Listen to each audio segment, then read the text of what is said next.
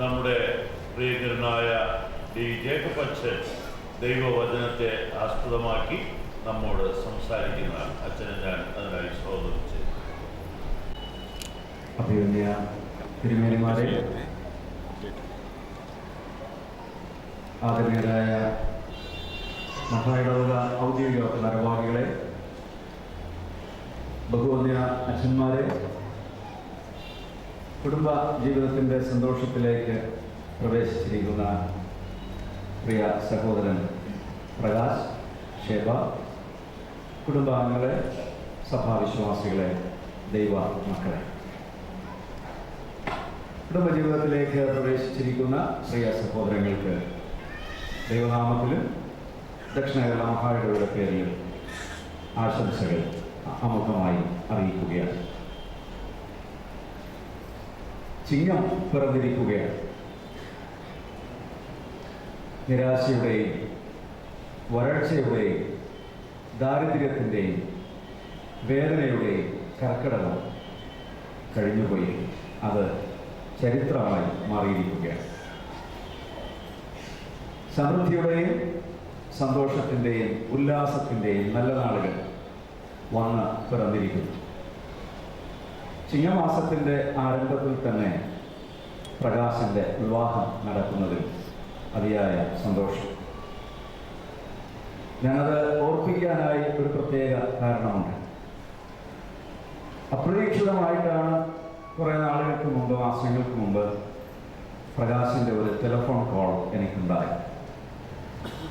എന്നോട് പറഞ്ഞു, വെച്ചാൽ ഇങ്ങനെ ഒരു പ്രപ്പോസൽ വന്ന്, എൻ്റെ അവസ്ഥ അച്ഛൻ അറിയുമല്ലോ, അതുകൊണ്ട് എൻ്റെ ഒരു സഹോദരൻ എന്ന നിലയിൽ അച്ഛൻ അതിൽ ഇടപെടണം എന്ന് പറഞ്ഞു. ഞാൻ പറഞ്ഞു, പ്രകാശം ഒന്നുകൊണ്ടും പ്രയാസപ്പെടേണ്ട കാര്യമില്ല. എന്നാണ് നാട്ടിലെത്തുന്നത്? അന്ന് നമ്മൾ ഷെബയെ കാണാനായിട്ട് പോകും. കാരണം ഒരു വസ്തുത കൂടെ ഉള്ളത്, ഷെബയുടെ പിതാവ് ലോറൻസ് എൻ്റെ അടുത്ത സുഹൃത്ത് കൂടെയാണ്. അദ്ദേഹത്തിൻ്റെ മാതൃ ഇടവകയിലാണ് ഞാൻ എൻ്റെ ശുശ്രൂഷ ആരംഭിച്ചത്. അന്ന് മുതലുള്ള ഗാഢമായ സ്നേഹബന്ധം അർത്ഥവത്തായി ഞങ്ങൾ കാത്തു സൂക്ഷിക്കും. അതിനനുസരിച്ച് പ്രകാശ് എത്തുകയും ഞങ്ങൾ ഒരുമിച്ച് ഷെബയെ കാണാൻ വീട്ടിലെത്തുകയും ചെയ്യും. അതുകൊണ്ട് രണ്ടുപേരോട്, പ്രത്യേകിച്ച് പ്രകാശിനോട് എനിക്ക് പറയാനുള്ളത്, കർക്കിടകത്തിൻ്റെ ഇരുണ്ട നാളുകൾ കഴിഞ്ഞുപോയി. പ്രകാശിൻ്റെ ജീവിതത്തിലെ സമൃദ്ധിയുടെയും ഐശ്വര്യത്തിൻ്റെയും ഉല്ലാസത്തിൻ്റെയും നാളുകളാണിനി. അതിന് തക്ക തുണയായി, ഇണയായി ദൈവം ഷെബയെ നൽകിയിരിക്കുന്നു. നിങ്ങളുടെ കുടുംബജീവിതം അങ്ങനെ അനുഗ്രഹപൂർണ്ണമാകട്ടെ എന്നതാണ് എൻ്റെ ആദ്യത്തെ ആശംസ. രണ്ടാമത്, ചിങ്ങം എന്ന് കേൾക്കുമ്പോൾ ആദായ വിൽപ്പനയുടെ നാളുകളാണ്. വർത്തമാന പത്രങ്ങളിൽ നമ്മൾ ദൈനംദിനം കാണുന്നത് അതുതന്നെ. ഒന്നെടുത്താൽ ഒന്നുകൂടെ ഫ്രീ, ഒരുപാട് ആദായം ലഭിക്കുന്ന നാളുകൾ. പക്ഷെ അതിനെക്കുറിച്ചല്ല പ്രതിപാദിക്കാൻ ഉദ്ദേശിക്കുക. ലൂസിഫറിൻ്റെ ഷോപ്പിലും ആദായ വിൽപ്പന എന്ന് ഇന്നലെ മനോരമ പേപ്പറിൻ്റെ ഇന്നത്തെ ചിന്താവിഷയം പന്തിയിൽ TJ ജോഷുവ അച്ഛൻ കുറിച്ചിട്ടുണ്ട്. അതിൽ ലൂസിഫറിൻ്റെ ഷോപ്പിൽ ഏറ്റവും കൂടുതൽ ഉപയോഗിച്ച് മൂലയ്ക്ക് ഒതുക്കിയിരിക്കുന്ന 3 ഉപകരണങ്ങൾ ശ്രദ്ധയിൽപ്പെടുത്തിയിരുന്നു. ആ ഉപകരണങ്ങൾ തേയ്മാനം സംഭവിച്ചവയാണെങ്കിലും വില വളരെ കൂടുതലാണ്. ആ ഉപകരണങ്ങളുടെ പേര്: 1 സംശയം, 2 അപകർഷ ബോധം, 3 പാരുഷ്യം, ബിറ്റർനെസ്. ഈ ആയുധങ്ങൾക്ക് വളരെ വിലയാണ്. കാരണം അത് എടുത്ത് ഉപയോഗിച്ചാൽ ബന്ധങ്ങൾ ഉലയും, കുടുംബങ്ങൾ തകരും, പരസ്പര വിശ്വാസവും ധാരണയും സഹകരണവും നശിക്കും എന്ന് ലൂസിഫറിന് നന്നായിട്ടറിയാം.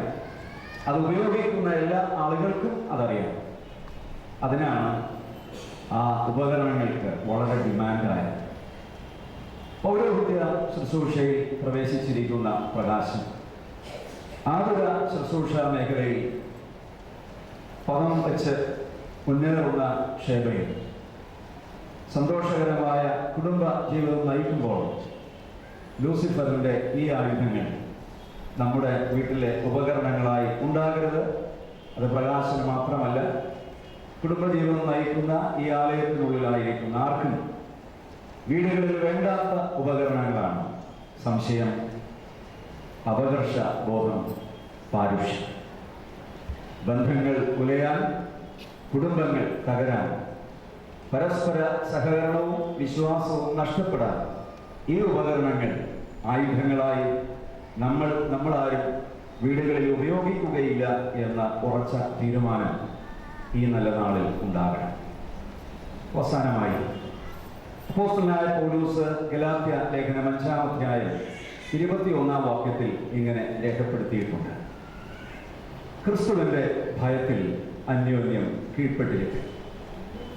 കുടുംബ ജീവിതത്തിന്റെ ഐശ്വര്യത്തിനും സന്തോഷത്തിനുമായി പൗലോസ് നൽകുന്ന ശ്രദ്ധേയമായ ദർശനമാണ് ക്രിസ്തുവിന്റെ ഭയത്തിൽ അന്യോന്യം കീഴ്പ്പെട്ടിരിക്കും.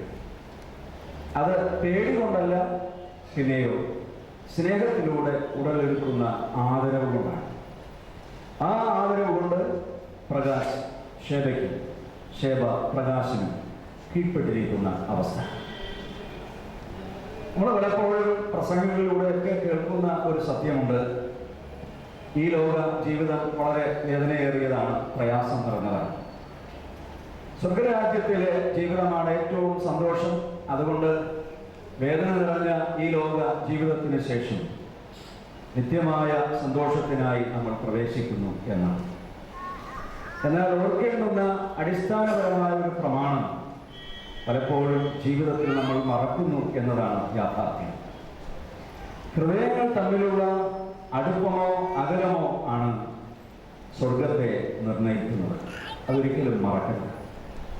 ഹൃദയങ്ങൾ തമ്മിലുള്ള അടുപ്പമോ അകലമോ ആണ് സ്വർഗത്തെ നിർണയിക്കുന്നത്. ഈ ഭൂമിയിൽ ജീവിക്കുമ്പോൾ ഒരു കുടുംബം എന്ന നിലയിൽ സ്വർഗരാജ്യത്തിൻ്റെ സൗന്ദര്യവും സൗരഭ്യവും ആസ്വദിക്കാനും അനുഭവിക്കാനും കഴിയുന്നില്ല എങ്കിൽ പിന്നെ സ്വർഗരാജ്യത്തിൻ്റെ സന്തോഷം എങ്ങനെയായിരിക്കും എന്ന് ഊഹിക്കാവുന്നതേ ഉള്ളൂ. ധനവാന്റെയും ലാസറിൻ്റെയും കഥയിൽ നമ്മൾ വായിക്കുന്നത്, അബ്രഹാം പിതാവ് അവരോട് പറയുന്നു, ഇവിടെ നിന്നൊരാൾക്ക് അങ്ങോട്ട് വരാൻ കഴിയുകയില്ല, അവിടെ നിന്നൊരാൾക്ക് ഇങ്ങോട്ട് വരാനും കഴിയുകയില്ല. നമ്മുടെ ഇടയിൽ വലിയൊരു പിളർപ്പ് ഉണ്ട്. ആ പിളർപ്പ് മരണാനന്തര ജീവിതത്തിൽ നിത്യതയിൽ രൂപപ്പെട്ടതല്ല. ഈ ലോക ജീവിതത്തിലായിരിക്കുമ്പോൾ ധനവാനും ലാസറിനുമുണ്ടായ അകൽച്ചയാണ്, പിളർപ്പാണ് നിത്യതയോളം നീണ്ടുപോകുന്നത്. അതുകൊണ്ട് ഭൂമിയിൽ ആയിരിക്കുമ്പോൾ തന്നെ ഹൃദയങ്ങൾ തമ്മിലുള്ള അടുപ്പം സ്വർഗത്തിൻ്റെ സൗന്ദര്യവും സൗരഭ്യവും ആസ്വദിക്കാനും അനുഭവിക്കാനും ഇടയാക്കും എന്ന ഉത്തമ ബോധ്യത്തോടുകൂടെ അനുഗ്രഹിക്കപ്പെട്ട കുടുംബജീവിതം നയിക്കാൻ ദൈവം നിങ്ങൾക്ക് സഹായിക്കട്ടെ.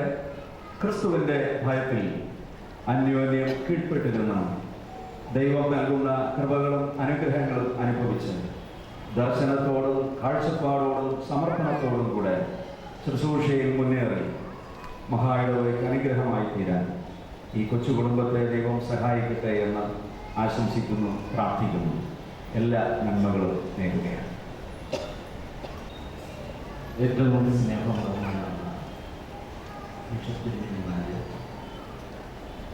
മഹായുടെ ഓഫീസ് സിനഡിൻ്റെ ഓഫീസുകളിൽ നമ്മുടെ ഇരിക്കുന്ന സ്നേഹം ബഹുമാനമുള്ള വലിയ ശ്രേഷ്ഠരെ രണ്ട് വ്യത്യസ്തമായ സാഹചര്യങ്ങളിൽ ജനിച്ചു വളർത്തപ്പെട്ട് സമ്മാനിച്ചിട്ടുള്ള യുവജനങ്ങളെ ബന്ധുക്കളായി ചാർച്ചക്കാരെ കടന്നുകൊണ്ടിരിക്കുന്ന സഹോദരങ്ങളെ സ്നേഹം. എന്നെ സംബന്ധിച്ചിടത്തോളം ഞാൻ ആദ്യമായി സ്നേഹം ബഹുമാനമുള്ള അച്ഛൻ്റെ പിതാവ്, ആ ബന്ധമാണ് എന്നെ ഈ കുടുംബമായിട്ട് കൂടുതൽ അടുപ്പിച്ചത്. ഏത് കാര്യവും കഠിനമായി അധ്വാനിക്കുകയും നിശ്ചയിച്ച ദിവസം നിശ്ചയിച്ച കാര്യം നടപ്പിലാക്കുകയും ചെയ്യുന്ന ഒരച്ഛൻ. ഡിസ്ട്രിക്ട് ചെയർമാനായിരുന്നപ്പോൾ ഒരു കാര്യത്തിൽ ഡിസ്ട്രിക്ട് കൗൺസിൽ പറഞ്ഞു അഡ്വാൻസ് കൊടുത്ത് 40,000 പോട്ടെ, 1,60,60,000 കൊടുക്കാനില്ല എന്ന് പറയുമ്പോൾ അച്ഛനെടുത്ത തീരുമാനം ആ ദിവസം ഇത് നടത്തി. ആ ദിവസം തന്നെ മഹായിക്ക് വേണ്ടി ആ ഭൂമി ഇടപാട് ചെയ്യാൻ, അതിനുവേണ്ടി രാമപകലില്ലാതെ അധ്വാനിക്കാൻ വെളുപ്പിലെ ചെന്നിറങ്ങി പാതിരാത്രി വരെ നടക്കുന്നു. ഇതൊരു കാര്യമില്ല. അച്ഛൻ ഇരുന്ന സകല സഭയിൽ അത് ജനങ്ങൾക്ക് ബോധ്യപ്പെട്ടിട്ടുണ്ട്, സഭകൾക്ക് ബോധ്യപ്പെട്ടിട്ടുണ്ട്. അത് കണ്ടുപഠിച്ച സ്നേഹം ബഹുമാനമുള്ള അച്ഛൻ. അച്ഛനിൽ ഞാൻ തുടക്കം മുതൽ ശ്രദ്ധിക്കാറുണ്ട് കഠിനമായ അധ്വാനം, ലളിതമായ ജീവിതം, ദൈവത്തിലുള്ള എല്ലാ കാര്യങ്ങളെയും ദൈവത്തിൽ ആശ്രയിച്ചുകൊണ്ട് നിശ്ചയദാർഢ്യത്തോടുകൂടെ നിറവേറ്റിക്കൊണ്ടിരിക്കുകയാണ് ചെയ്യുന്നത്. അച്ഛൻ്റെ ഈ ഒരു ശുശ്രൂഷ കേരളത്തിൽ മാത്രമല്ല, മദ്രാസിലും മിക്കവാറും എല്ലാ സഹോദരങ്ങൾക്കും അറിയാം, സിനഡിലും അറിയാം, മറ്റു സ്ഥലങ്ങളിൽ. എന്തുകൊണ്ടാണ് ദൈവം തിരഞ്ഞെടുത്തത്? മറ്റാർക്കും മാറ്റിവെക്കാൻ കഴിയില്ല. സ്നേഹമുള്ള അച്ഛനെ ഈ ശുശ്രൂഷയ്ക്ക് ദൈവം തിരഞ്ഞെടുക്കുമ്പോൾ ദൈവമക്കളെ അതാണ് ഇന്ന് ദക്ഷിണേന്ത്യ സഭയ്ക്ക് അനുഗ്രഹകരമായി മാറിയത്, ദക്ഷിണ കേരള മഹായിടയ്ക്ക് അനുഗ്രഹകരമായി മാറിയത്. അതുകൊണ്ടാണ് സിനഡിൽ നിന്നും മദ്രാസിലെ സഭകളിൽ നിന്നും മറ്റുള്ളവർ ഇവിടെ ഇന്ന് സന്തോഷത്തോടുകൂടെ ആയിരിക്കുന്നത്.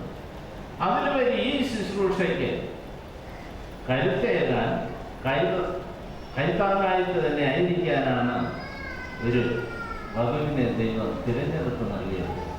ആതുര ശുശ്രൂഷ, ഈ രണ്ട് ശുശ്രൂഷകളും കൂടെ സമ്മിശ്രമാകുമ്പോഴാണ് ദൈവരാജ്യ ശുശ്രൂഷ ഏറ്റവും ഔന്നത്യത്തിലേക്ക് എത്തിച്ചേരുന്നത്. അതിന് സർവശക്തനായ ദൈവം നിയോഗിച്ചാക്കിയിരിക്കുന്നു, തിരഞ്ഞെടുത്തിരിക്കുന്നു, ദൈവം തിരഞ്ഞെടുത്ത് നൽകിയത്. അതുകൊണ്ട് തന്നെയാണ് സ്നേഹം ബഹുമാനുള്ള അച്ഛനെ സംബന്ധിച്ചിടത്തോളം ദൈവരാജ്യത്തിന്റെ ശുശ്രൂഷയ്ക്കും സർവശക്തനായ ദൈവം ഇന്ന് യോജിപ്പിക്കപ്പെട്ടിരിക്കുന്ന രണ്ട് കുടുംബങ്ങൾ. ആ രണ്ട് കുടുംബങ്ങളെയും സർവശക്തനായ ദൈവം അനുഗ്രഹിക്കട്ടെ. അതിലുപരി അച്ഛൻ ഇനി വരുന്ന ആളുകളിൽ സ്നേഹം ബഹുമാനുള്ള രേഖപ്പച്ചൻ പറഞ്ഞതുപോലെ സമൃദ്ധിയുടെയും സന്തോഷത്തിന്റെയും നാളുകളാണെങ്കിലും അവിടെയും കഠിനമായി പ്രവർത്തിക്കേണ്ടിയിരിക്കുന്നു. വരാൻ പോകുന്ന പ്രതിബന്ധങ്ങളെയും ചിരിച്ചുകൊണ്ട് ധൈര്യത്തോടുകൂടെ നേരിടേണ്ടിയിരിക്കുന്നു. എല്ലാം ദൈവത്തിൽ ആശ്രയിക്കുമ്പോൾ എല്ലാം നന്മയാക്കി കൊടുക്കുന്ന ദൈവം. അതാണ് നമ്മൾ ഇവിടെ പാഠമായി വായിച്ചു കേട്ട തിരുവചനത്തിലെ അവസാനത്തെ വാക്യം. ആകയാൽ വിശ്വാസം, പ്രത്യാശ, സ്നേഹം, ഈ മൂന്നും നിലനിൽക്കും. ഇവയിൽ വലിയതോ സ്നേഹം തന്നെ. സ്നേഹത്തിന്റെ ഏറ്റവും വലിയ ഉദാഹരണം സ്നേഹം ബഹുമാനമുള്ള അച്ഛൻ. ഏതിനെയും നേരിടാനുള്ള ആ ഒരു സ്നേഹമിശ്രണമായ ഇടപെടൽ, അത് തന്നെയാണ് നമുക്കിന്ന് മഹായിടയ്ക്ക് അനുഗ്രഹകരമായി തീരാൻ പോകുന്നത്. മഹായിടയുടെ യേശസ് മറ്റു തലത്തിൽ ഉയർത്തിപ്പിടിക്കുന്നതിന്, മഹായിടയുടെ നന്മ ജനങ്ങളിലേക്ക് പകർന്നു നൽകുന്നതിന് സർവശക്തനായ ദൈവം നമുക്ക് അച്ഛനെ നൽകി.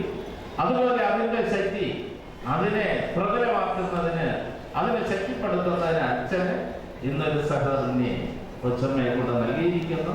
ഇപ്പൊ രണ്ടുപേരും ചേർന്നുള്ള ഈ കുടുംബ ജീവിതം അതൊന്നായി മാറ്റപ്പെട്ടുകൊണ്ട് സ്വർഗരാജ്യത്തിന്റെ ശുശ്രൂഷയായി മാറ്റപ്പെടുമ്പോൾ അത് അനുഗ്രഹകരമാണ്.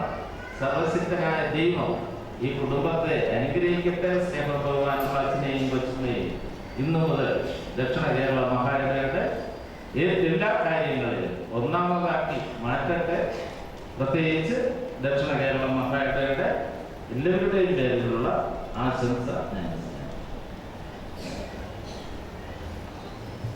സാറിനോടുള്ള കടപ്പാട് അറിയിക്കുന്നു.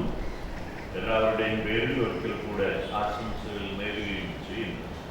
ഇപ്പോൾ മംഗളഗാനം ആരംഭിക്കും. ആ സമയം വധുവരന്മാർ രജിസ്റ്ററിൽ ഒപ്പുവയ്ക്കുകയും സാക്ഷികളത് ശരിവയ്ക്കുകയും ചെയ്യും. വധുവരർ അവരുടെ സ്തോത്ര കാഴ്ചയും സമർപ്പിക്കും.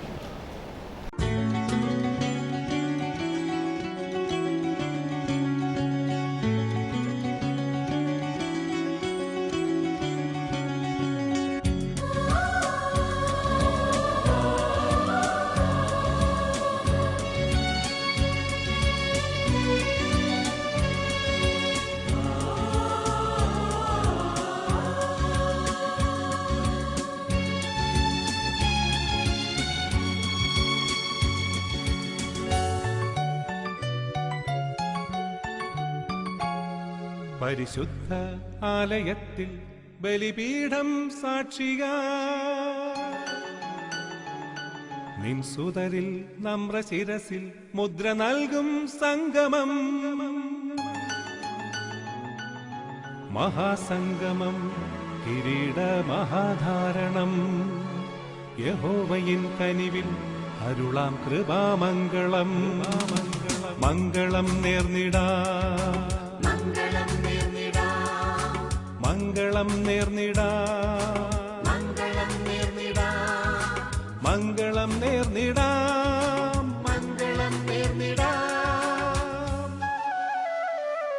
നിന്നായുസിൻ നാളിലെന്നുമേ സഖിയാകുവാൻ വന്ന ഭാഗ്യമേ നിന്നായുസിൻ നാളിലെന്നുമേ തുണയാകുവാൻ വന്ന പ്രാണനെ നീ നീസാൻ നീ പനിനീർ സുഗന്ധമോ പരിശുദ്ധ ആലയത്തിൽ ബലിപീഠം സാക്ഷിയായി നിൻ സുതരിൽ നമ്രശിരസിൽ മുദ്ര നൽകും സംഗമം